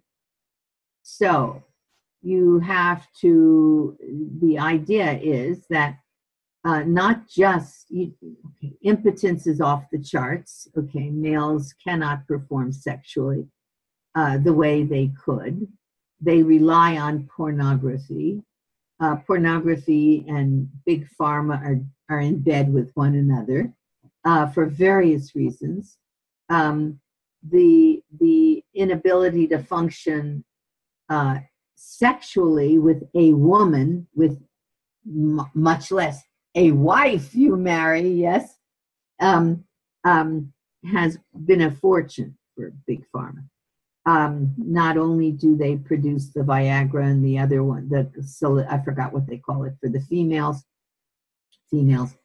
but you have the venereal diseases, vaccines for the venereal diseases. that you say to the children, you know, to the parents, oh, you must give your child the HPV, the Hep B, and they'll and soon the gonorrhea and the syphilis and this vaccine and that vaccine, because the child is sexual from birth, you know? And if the child is not vaccinated, yeah, they will get one or all of these diseases. Well, that's going to destroy their immune system. It has destroyed their immune system. The immune system isn't even up and working until what? The argument is 6 months, or it's you know, sometimes the argument is later. So you give the child at birth all of these vaccines. I don't know what it is in France, but in the United States right now, it's 20-some vaccines. And most of them, you're waving at me? Yes, the same here in France. Just wanted to mention, because vaccines against the hepatitis B at 2 months old in France is Right. And 2 months later, The booster. 4 months later, there's another vaccine. Yeah. That, you know, and it's a sexually transmittable disease anyway. So 2 months later and 4 months later, it's crazy. Yeah. In our country, as far as I understand, it used to be, and I think it still is, that they get it right when they're born. You know, you carry the little baby in and you just start shooting them up. Well, there's no way their little hearts, their little lungs, their little brains, their little bodies. The point is, there is billions of dollars, billions involved in giving all these vaccines to these children, because not only is that dysfunctional for the children when they're babies, but you then have subsequent diseases, autism, pediatric, all kinds, asthma, everything, because you've broken down their immune system. There's no way children, for the most part, can survive all those make them ashamed that they're virgins when they get married. Yeah, because if they're virgins, they aren't getting all these.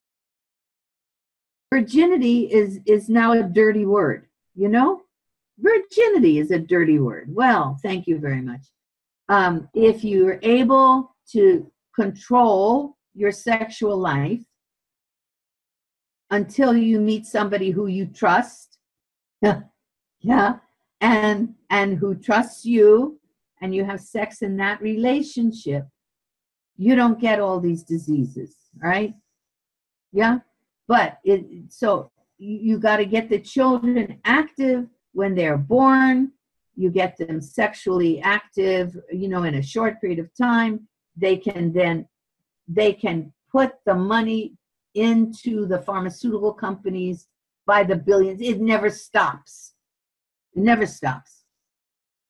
Yeah. Right. And in France, for example, we're in the middle of a storm, in the midst of a storm, because the health minister says children must receive like 11 compulsory vaccines from January 1st, 2018.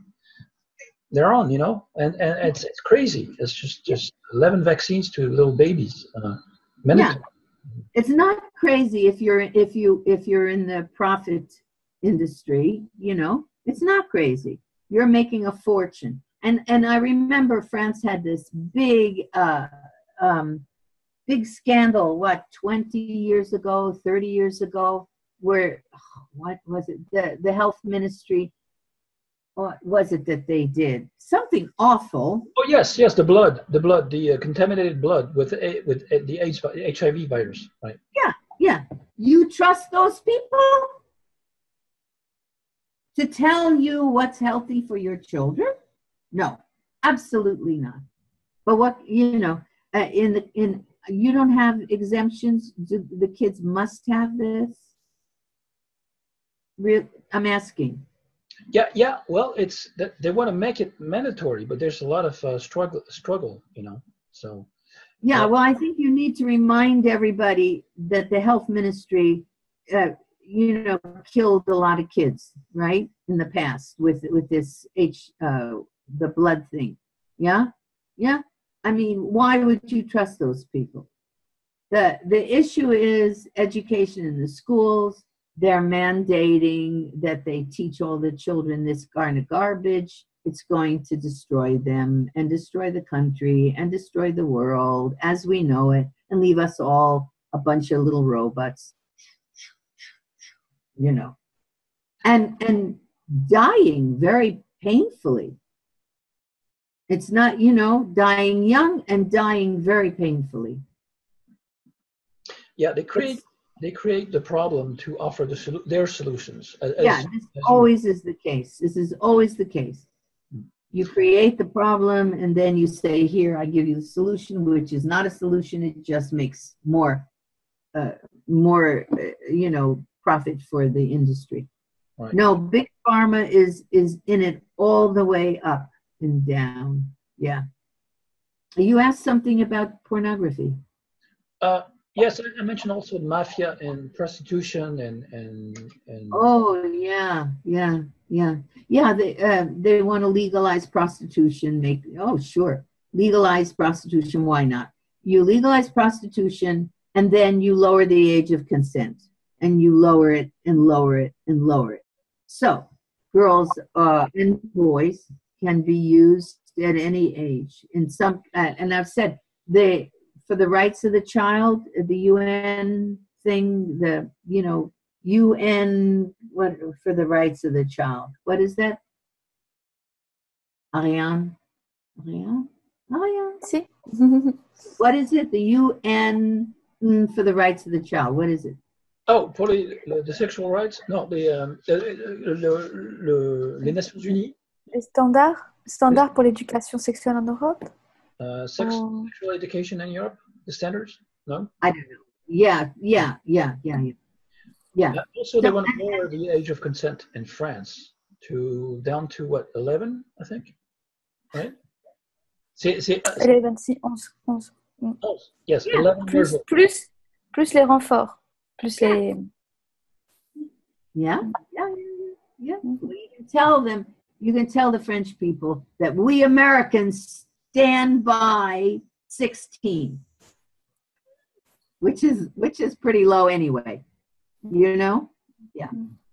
So you lower the age of consent. So 11-year-olds can be sent out by their parents to prostitute. Yeah. They can be sent by their boyfriends. Children do a lot of things for their boyfriends. Yeah. Well, in Germany, prostitutes file taxes.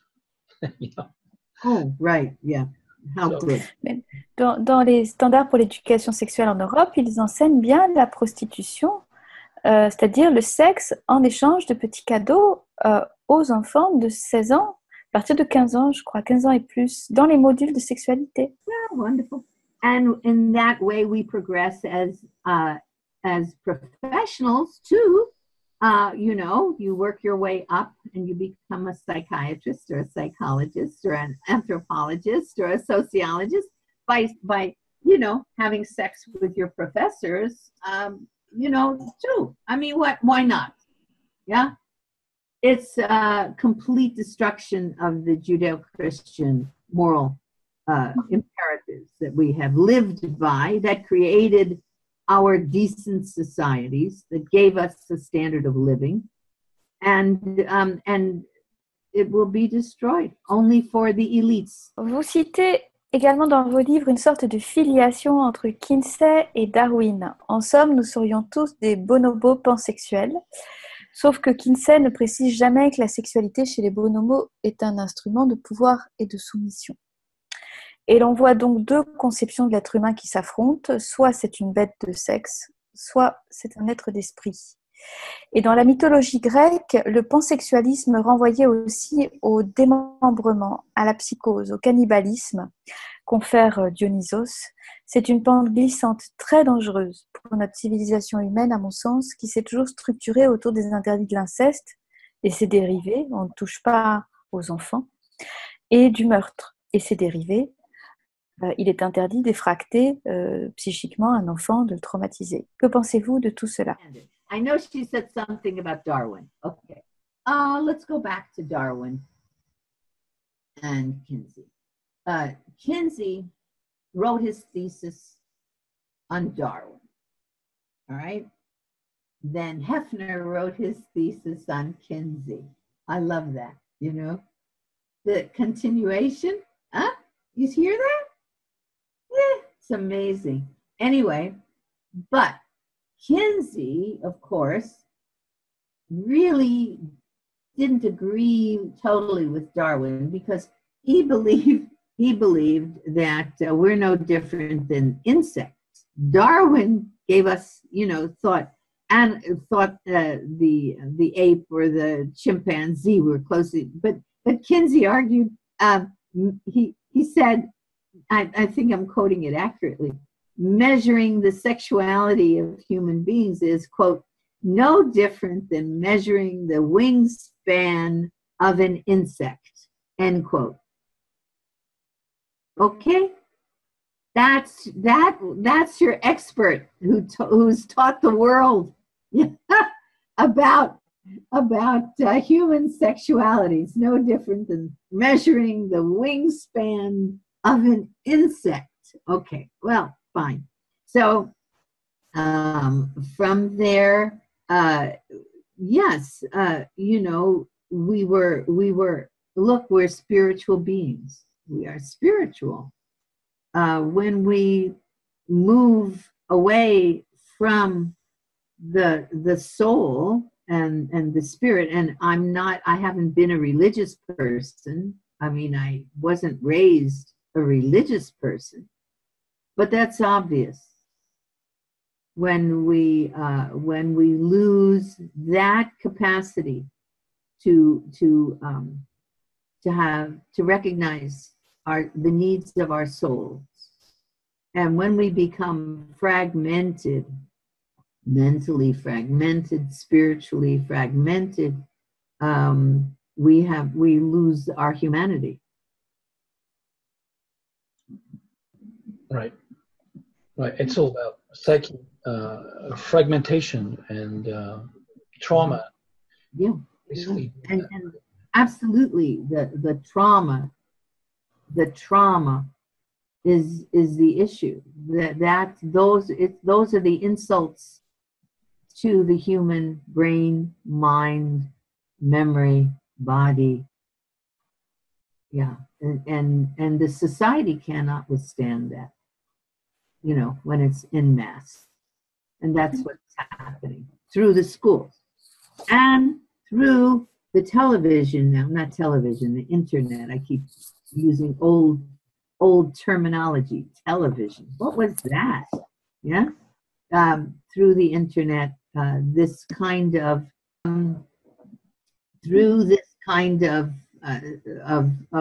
violence that we saw, that we say is described in the investigating YouTube thing, the Disney violence, the Disney assault on billions of children. My God, it's because these children, no, not billions, I guess trillions, but they view this stuff time and time again. You know, they go back and they view what's on that video. They can do that, and it looks to their parents that they're watching a Disney, you know, something, and they view those things, and viewing that over and over and over again. You know, Elsa and I think it was Spider-Man, buried up to their necks, and the Joker coming and defecating all over them, you know, all over them. A young lady taking off her clothes to seduce Spider-Man, all these things to your heroes and your heroines. This absolutely spawns imitative behavior. Mirror neurons, what we know about the mirror neurons. What we know about the mirror neurons tells us that what's going on in the classroom, sexualizing one sexualizing children in the classroom is transferred from one child to another. Sitting in that classroom when the teacher is talking about sexual things, when they're reading, and the books that they get, my gosh, the books that are designed to sexualize the children as well, you know, novels and so on, denied their real history, denied actually the meaning of education, which would give them honest history, which would give them geography, which would give them critical thinking, which would expose them to plays that are worthwhile. Even Shakespeare has been taken over by these guys and done, done in drag and that kind of thing. But meaning that changing the meaning of everything. So this was not the reason for actual education, public education. It was to educate children and educate them with reality, which is real history and real biology, real psychology. I don't know about psychology, but anyway, so those are my thoughts. I think you can measure the lack of real education by the gross income generated by revenues generated by the Marvel studios, you know, with all those superhero movies. Yeah. In tights with superpowers and so forth, and I think it's over 10 or 11 billion dollars in the Marvel studios. It's just crazy, you know. So I mean, I wonder the real impact is when those heroes get translated into the internet, obscene internet people that are doing dastardly things to Elsa and to these other and to her sister and so on. Those heroes, those Marvel heroes on the big screen, transposed into the dastardly, horrible people in the internet Disney material. That's where the children will be corrupted totally. Dernière question.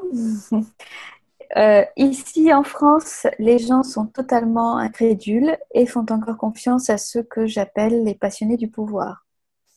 La propagande médiatique est réelle et j'ai pu constater avec d'autres des articles dithyrambiques en faveur de l'enfant sexuel et de l'éducation sexuelle des enfants, des accusations calomnieuses quasi systématiques sur qui tentent de promouvoir le débat sur le sujet, une censure des commentaires sur les médias officiels ne respectant pas leur charte sur le contradictoire, nous avons des preuves.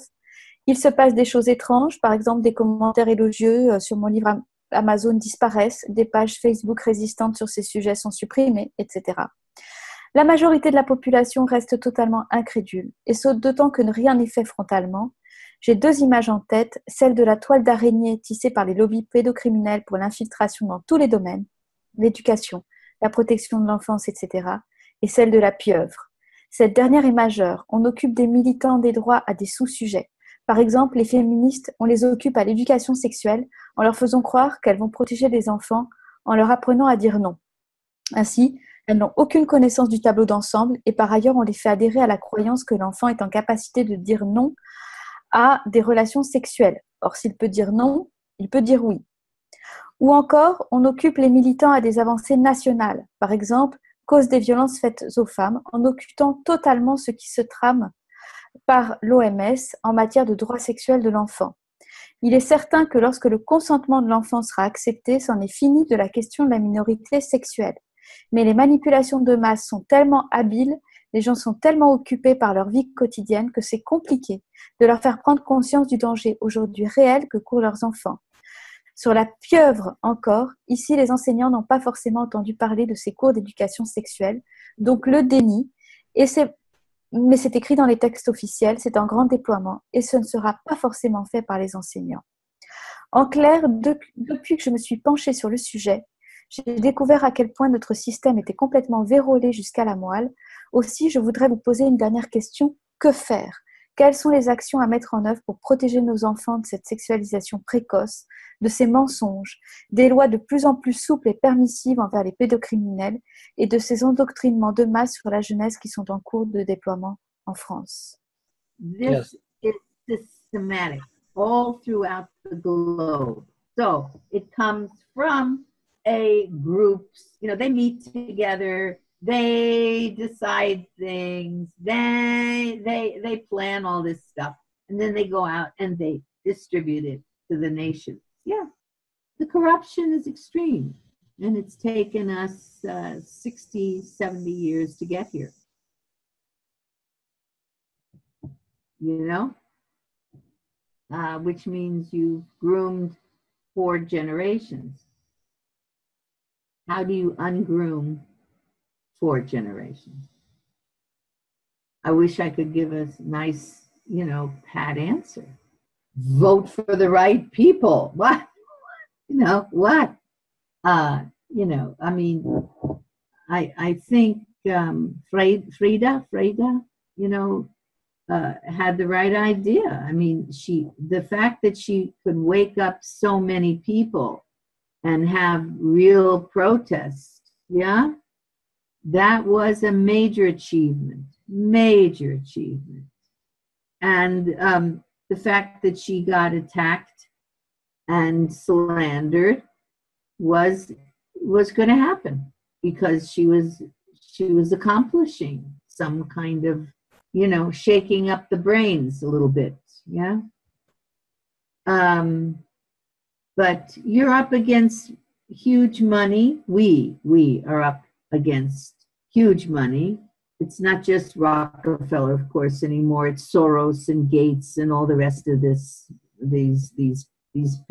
elite people who think that they have, the world owes them everything, yeah. And who seek the power over everyone. So I don't know. I mean, I keep, you know, talking, try and get my books into as many languages as possible, because when I'm able to show the graphs, the charts of the babies being tortured, being for science, quote unquote, it still shocks, it still shames, it still frightens, it still stirs people. It does. When you can connect that with, and that's why I stay focused on Kinsey. When you can connect that with the massive changes that have taken place, which everyone experiences, everyone knows their lives are falling apart. Everyone knows that. Who has not lost a sibling, a child, an uncle, an aunt? Who has not lost to this sexual revolution? Who? Everybody's lost. Who hasn't paid the price? So you know, people can be awakened, and I struggle to say it was fake science, criminal science, science that called itself science, and that all the scientists pretty much embraced and promoted. What does that tell you about all the science out there? What does it tell you? If nobody, I mean, what? Some little old grandmother had to figure this out? No. So, you know, the fight, you just have to keep waging the battle. I think a major battle now is, for you, is age of consent. This business of lowering the age of consent to 11, the legalization of prostitution, which legalizes babies practically, you know, and for the people to understand that, look, the human brain, remember, we have it all over the place. The human brain does not mature until roughly age 25.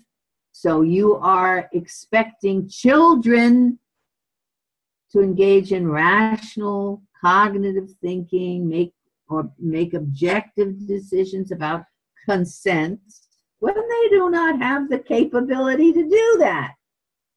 Well-established pictures up the wazoo of the human brain and its development. I hope you have that. You have ours? Jay Geed at the Institute, the Health Institute, has done the brain scans on age by age, and it shows right there. And if you need brain scans, for goodness sakes, for centuries we had the age of consent 21 years of age because it was obvious we don't mature until roughly 21 years of age, you know? So anyway, I'm sorry. Merci vraiment de tout le temps que vous nous avez consacré. Je rappelle que vous avez 82 ans, que vous avez consacré votre vie avec cœur et courage à dénoncer l'imposture scientifique de Kinsey et consorts. Sachez que vous n'avez pas à travailler en vain, car le flambeau est repris en France, et je vous dis toute mon admiration pour l'ampleur et la rigueur de votre œuvre. Thank you so much, Judith, for all the time you dedicated. And she must remind our listeners that you are 82 years old. I'm sorry, we shouldn't say the age of a lady, but it's that's our text. Fine. That's okay. No, I object to that business. I mean, people make. Yeah, and you dedicated your whole life with all your heart and courage to report the scientific deception of Kinsey and his partners and associates. She knows that you have not worked in vain because the flame has been taken back to France, and she's telling you all the admiration that she has for you and for the scope and the rigor of your work, and she thanks you again, and I thank you again so much for your time and energy and efforts in putting the good word out, and this big Kinsey deception and the sexual predation that is ruling this society and all its engineering levels from the womb to our death, and thank you so much, Judith. Well, if you can bring me to France to testify in Parliament, if I can get to Parliament anywhere, you know, the sane people there, I'm happy to do it. Yeah, we did it in Croatia, and it worked. The Supreme Court in Croatia, said, no, we can't have this sex education. It violates parents and all that sort of stuff. So I'm always ready for that. Wow, we're wishing that France would follow Croatia's court system. That we're keeping our fingers crossed, but you never know. We wish to make a better world for our children, actually, and for ourselves. Thank you. Thank you, Judith. Thank you. Thank you, Mark. Thank you, Ariane. Si. I do find friends in you. Bye.